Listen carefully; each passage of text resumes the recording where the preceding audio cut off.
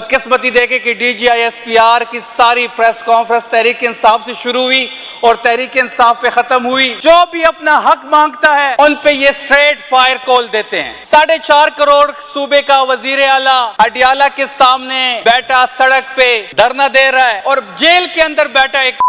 अदालत के हुक्म को नहीं मान रहा। साहब हमें 1980 से करना शुरू करेगा। जब इन्होंने इन लोगों को क्रिएट किया तब इनके ये लोग बड़े अच्छे लोग थे, तालिबान थे, मुजाहिदीन थे, अब वो लोग खवारिज बन गए हैं। तो एहतसाब फिर हम सन 80 से करेंगे। बाद एक नए वजीर आला का इंतखाब हुआ तो ये जो इन्होंने इस इंतखाब को, इस अमल को रोकने की कोशिश की वो तारीख में याद रखी जाएगी। जनाब स्पीकर, नौ मुंतखब वजीर आला सोहेल अफरीदी साहब जब मुंतखब हुए तो उन्होंने अपना हर एक आईनी और कानूनी रास्ता इख्तियार किया। अपने कायद इमरान खान साहब से मिलने गए, अदालत से अदालत ने भी इजाजत दे दी, लेकिन आप डिठाई देखें कि जेल में बैठा एक उसने अदालती हुक्म मानने से इनकार कर दिया। 4.5 करोड़ सूबे का वजीर आला अडियाला के सामने बैठा सड़क पे धरना दे रहा है और जेल के अंदर बैठा एक अदालत के हुक्म को नहीं मान रहा। अब अदालतों को भी सोचना होगा, या तो इनको अदालतें बंद करनी चाहिए फिर कि जेल में बैठा एक सुपरडेंट जो कहने पे एक सुपरडेंट है वो एक इस्लामाबाद हाई कोर्ट का फैसला नहीं मान रहा, तो फिर ये जो लाखों करोड़ों खर्चा जो अदालत पे हो रहा है तो अदालत को अपनी अदालत बंद करके या तो यहाँ से यूनिवर्सिटियाँ बनानी चाहिए इनको, और या फिर इनको जो अपने फैसले जो ये फैसले कर लेते हैं उनको इम्प्लीमेंट करने चाहिए। जनाब स्पीकर, मैं TLP की बात करूंगा। जो स्टेट ने मुरीद के में किया ये वही 26 नवंबर का जो सानेहा था उसको रिपीट किया। सबसे पहले उन्होंने 26 नवंबर को तहरीक इंसाफ को निशाना बनाया, हमारे लोगों को शहीद किया, और उसके बाद TLP की लोगों को मुरीद के में शहीद किया। जनाब स्पीकर, अगर आप पाकिस्तान की आईन को उठाएं, पाकिस्तान के आईन में एहतजाज करना, धरना देना, जलसा जुलूस करना हर शहरी का हक है, लेकिन रियासत जो 26 नवंबर से लेके आज तक जो इन्होंने रवैया अख्तियार किया हुआ है कि जो भी धरना देता है, जो भी एहतजाज करता है, जो भी अपना हक मांगता है, उन पे ये स्ट्रेट फायर कॉल देते हैं। इन्होंने 26 नवंबर को हमारे लोगों को शहीद किया, इन्होंने मुरीद के में TLP के लोगों को शहीद किया। अगर इनका ये ख्याल है कि स्ट्रेट फायरिंग करने से, लोगों को शहीद करने से लोगों की आवाज दब जाएगी, तो लोगों की आवाज कभी भी नहीं दबेगी। और उससे बढ़ के आप DGI-SPR का रोल देख लें कि जब इस सूबे का कायद, जिसको मैंडेट मिला है कायद इमरान खान साहब को, वो अपनी पार्टी के एक MPA को सोहेल अफरीदी को नॉमिनेट कर लेते हैं, तो DGI-SPR स्पेशली पेशावर आते हैं और पेशावर में खड़े होके वो 3 घंटे उनको लाइन ऑर्डर पे बात करनी चाहिए थी, उनको अफगानिस्तान का जो बॉर्डर लाइन पे हमारे इश्यूज थे उस पे बात करनी चाहिए थी, उनको जिस सूबे में दहशतगर्दी हो रही है उस पे बात करनी चाहिए थी, बाजोड़ में जो हालात है उस पे बात करनी चाहिए थी, जो कार्टलैंग में ड्रोन हुआ उस पे बात करनी चाहिए थी, जो वादी तिराम में उन्होंने ड्रोन किया उस पे बात करनी चाहिए थी।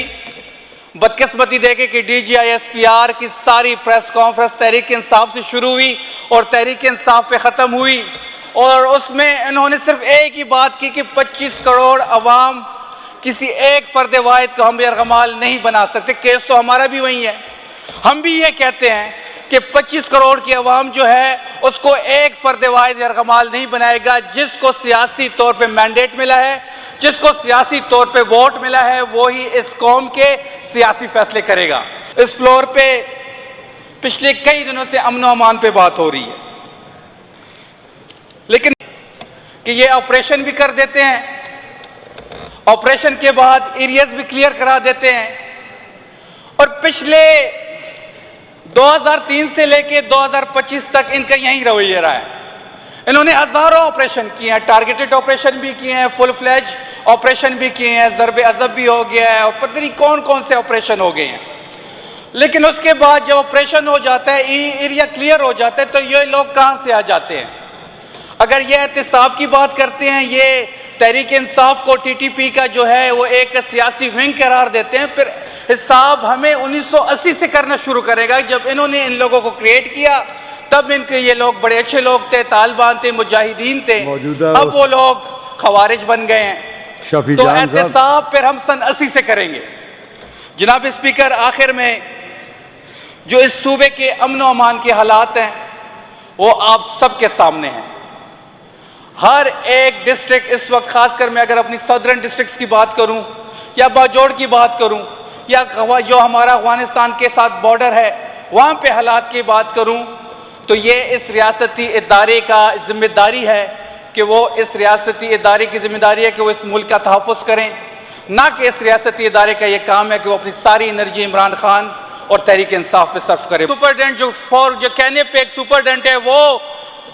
एक इस्लामाबाद हाई कोर्ट का फैसला नहीं मान रहा, तो फिर ये जो लाखों करोड़ों खर्चा जो अदालत पे हो रहा है, तो अदालत को अपनी अदालत बंद करके या तो यहाँ से यूनिवर्सिटियाँ बनानी चाहिए इनको, और या फिर इनको जो अपने फैसले जो ये फैसले कर लेते हैं उनको इम्प्लीमेंट करने चाहिए। जनाब स्पीकर, मैं टीएलपी की बात करूंगा। जो स्टेट ने मुरीद के में किया, ये वही 26 नवंबर का जो सानेहा था उसको रिपीट किया। सबसे पहले उन्होंने 26 नवंबर को तहरीक इंसाफ को निशाना बनाया, हमारे लोगों को शहीद किया, और उसके बाद टीएलपी की लोगों को मुरीद के में शहीद किया। जनाब स्पीकर, अगर आप पाकिस्तान की आईन को उठाएं, पाकिस्तान के आईन में एहतजाज करना, धरना देना, जलसा जुलूस करना हर शहरी का हक है, लेकिन रियासत जो 26 नवंबर से लेके आज तक जो इन्होंने रवैया अख्तियार किया हुआ है कि जो भी धरना देता है, जो भी एहतजाज करता है, जो भी अपना हक मांगता है, उन पे ये स्ट्रेट फायर कॉल देते हैं। इन्होंने 26 नवंबर को हमारे लोगों को शहीद किया, इन्होंने मुरीद के में टीएलपी के लोगों को शहीद किया। अगर इनका ये ख्याल है कि स्ट्रेट फायरिंग करने से, लोगों को शहीद करने से लोगों की आवाज दब जाएगी, तो लोगों की आवाज कभी भी नहीं दबेगी। और उससे बढ़ के आप DGISPR का रोल देख लें कि जब इस सूबे का कायद, जिसको मैंडेट मिला है कायद इमरान खान साहब को, वो अपनी पार्टी के एक MPA को, सुहेल आफरीदी को नॉमिनेट कर लेते हैं,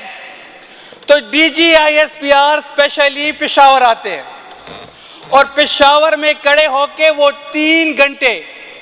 उनको लाइन ऑर्डर पे बात करनी चाहिए थी, उनको अफगानिस्तान का जो बॉर्डर लाइन पे हमारे इश्यूज थे उस पे बात करनी चाहिए थी, उनको जिस सूबे में दहशतगर्दी हो रही है उस पे बात करनी चाहिए थी, बाजोड़ में जो हालात है उस पे बात करनी चाहिए थी, जो काटलंग में ड्रोन हुआ उस पे बात करनी चाहिए थी, जो वादी तिरा में उन्होंने ड्रोन किया उस पे बात करनी चाहिए थी।